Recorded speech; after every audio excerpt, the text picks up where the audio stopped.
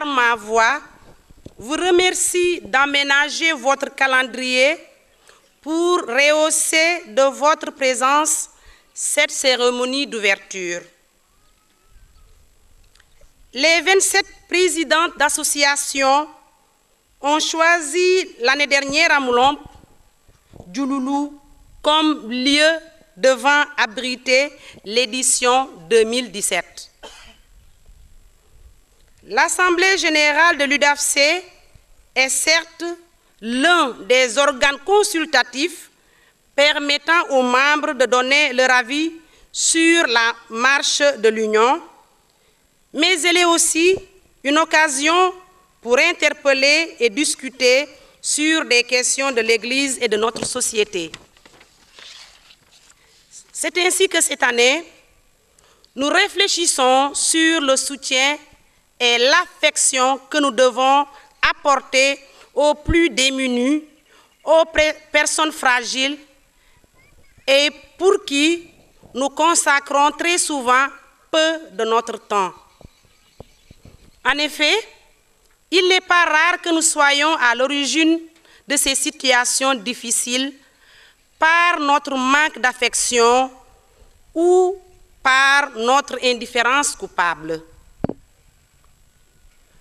Que faisons-nous pour apporter de la lumière à ces visages assombris par la pauvreté, le manque d'affection, le chômage, la drogue, l'alcool? Ce sont sur ces questions que porteront nos réflexions et sur lesquelles nous continuerons à travailler à la base dans les paroisses. Chères autorités, honorables invités, vous comprenez donc pourquoi nous sommes très reconnaissantes à l'endroit de toutes les personnes qui nous ont permis d'avoir cette tribune qui est l'Assemblée générale. Permettez-moi donc, au nom de toutes ces femmes, de remercier notre Père évêque pour son attention paternelle et constante envers l'UDAFC. Monseigneur, merci.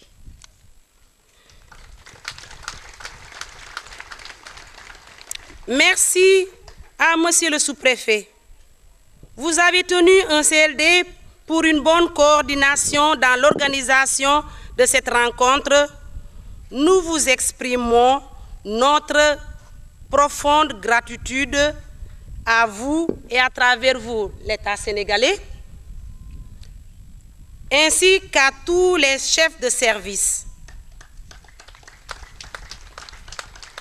Nos remerciements vont aussi à l'endroit du maire de la commune de Diouloulou, avec lui, ses collègues de Kafountine, de Kataba 1 et de Djignati.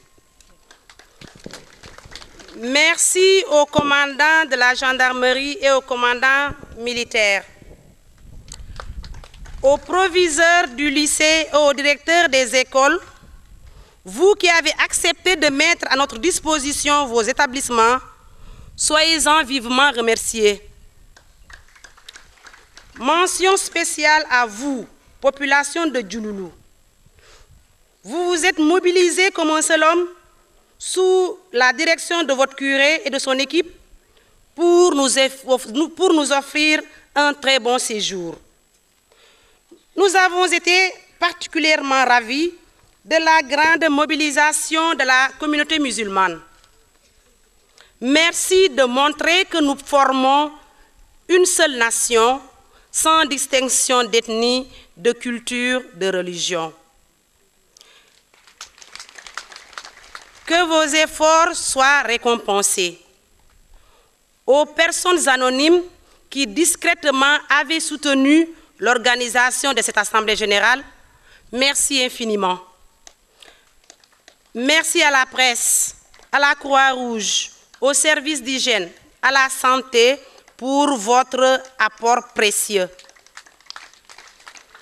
Merci et bravo à la chorale des femmes de Sainte-Anne de Néma.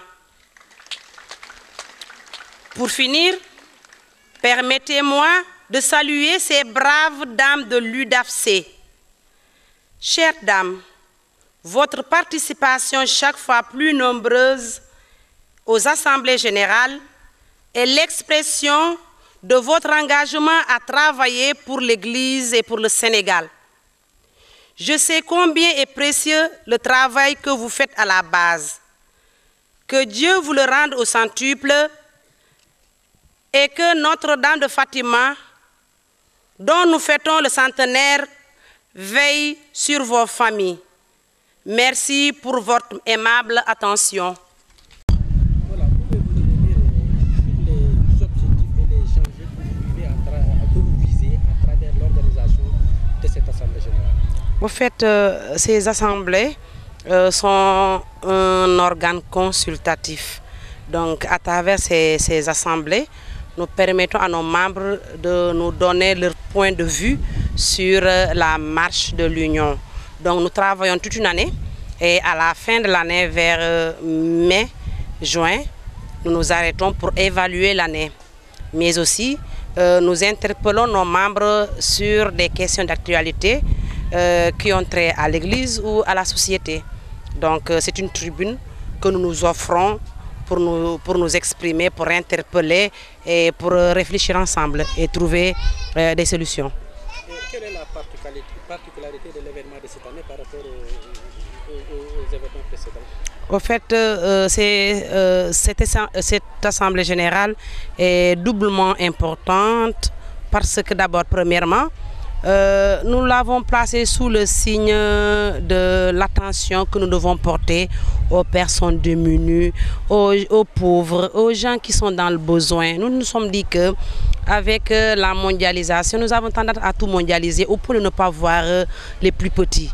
Donc il est temps que nous nous arrêtions et que nous regardions cela en face, qui ne sont pas très souvent très loin de nous. Ce sont les gens avec lesquels nous vivons, avec lesquels nous communions et pour lesquels parfois nous ne prêtons même pas attention et qui continuent à souffrir. Donc nous avons dit, arrêtons-nous en tant que femmes, éducatrices, mères, médiatrices, qu'est-ce que nous devons faire pour que ces cœurs meurtris retrouvent un peu de joie. Le deuxième aspect, nous avons organisé cette Assemblée générale dans une commune fortement musulmane et nous avons été vraiment contentes de voir que comme une seule famille, tout le monde a travaillé, musulmans comme chrétiens. Depuis hier, nous les avons sentis. Alors nous nous sommes dit, c'est ça le Sénégal. Le Sénégal, c'est une nation. Le Sénégal, c'est un peuple debout qui doit travailler. Et combien de femmes sont attendues pour cette présentation? Donc, jusqu'hier soir, nous avions 1200 femmes, 1223 femmes. Nous avons recensé. Et il y a des gens qui sont arrivés ce matin. Mais jusqu'hier nuit, nous étions à 1223 femmes. Et concrètement, est-ce que vous avez pu faire face à la prise en charge de toutes les participantes? Tout à fait. Hier, nous avions suffisamment mangé. Nous avions eu des sites d'hébergement. Nous avons même une école franco-arabe, je pense, qui nous a donné gracieusement leur école pour héberger des femmes catholiques. C'est merveilleux. Je leur dis un grand bravo, un très grand merci. Voilà. Et par rapport au thème et en tant que femme, concrètement, si vous avez une réponse à apporter à ces personnes démunies, meurtries, vulnérables, quel est votre sentiment par rapport à ça et quelle est votre solution par rapport à la prise en charge de ces personnes? Alors, je ne dirais pas que nous avons des solutions, mais nous allons réfléchir ensemble. Parce que nous nous sommes dit que nous devons d'abord commencer par l'éducation. Nous devons d'abord apprendre à regarder ces gens-là, ne pas les mépriser. Donc d'abord, c'est un grand pas que nous faisons si nous parvenons à regarder ces gens-là avec un autre œil. Puis, la générosité. Il n'est pas dit que nous devons avoir des millions, des milliards pour venir en aide. Parfois, ces gens ont besoin d'un petit sourire que nous leur devons et qu'ils attendent ce sourire de nous, une parole réconfortante. Alors, donc nous avons interpellé les femmes, nous leur avons dit, faites plus attention, surtout à la jeunesse. Nous avons senti qu'avec la course à l'emploi, tout le monde travaille, les parents travaillent, tout le monde travaille.